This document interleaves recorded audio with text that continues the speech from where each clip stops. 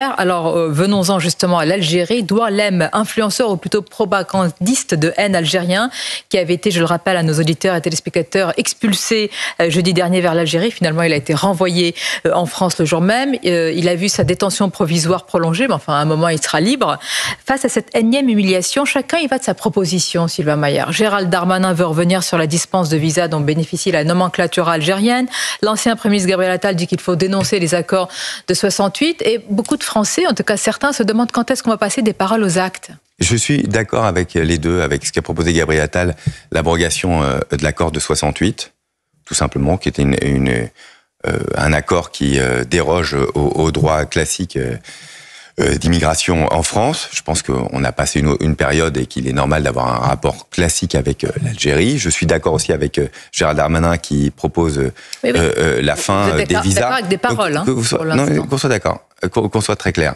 En fait, sur des visas diplomatiques qui permettent aux uns aux autres de la nomenclature algérienne de pouvoir se promener comme ils le souhaitent en France et en Europe.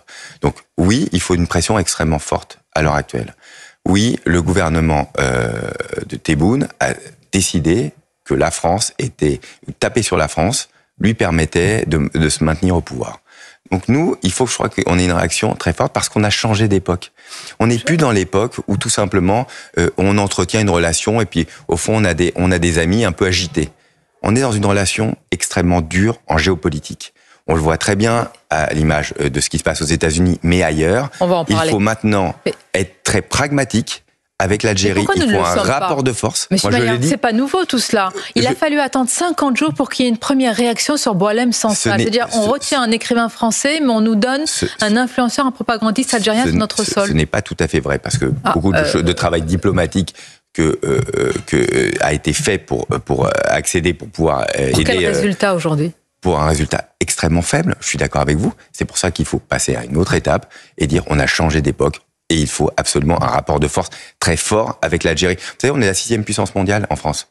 Les Algériens ont plus à perdre d'une rupture diplomatique avec les Français que les Français avec les Algériens. Vous en êtes sûr ? Est-ce qu'il n'y a pas une crainte de la part de l'exécutif qu'il y ait une communautarisation de ces tensions entre Paris et Alger, qu'il y ait un risque sur notre sol ? Je pense qu'il faut arrêter de craindre beaucoup de choses, y compris de craindre de ce qui peut se passer la situation en Algérie, en se disant si c'est pas ce pouvoir-là, même s'il nous est quelque part hostile, ça pourrait être les islamistes. Je crois qu'il faut arrêter d'intégrer les craintes et il faut juste, quel est l'intérêt des Français ? L'intérêt des Français est tout simplement de se faire respecter et de faire en sorte que nos obligations de quitter le territoire, nos OQTF, donc demain, on en a un peu plus de 7000 algériennes, soient reprises. Quand on renvoie un influenceur qui a un passeport biométrique, il rentre en Algérie, il est hors de question que l'Algérie le refuse.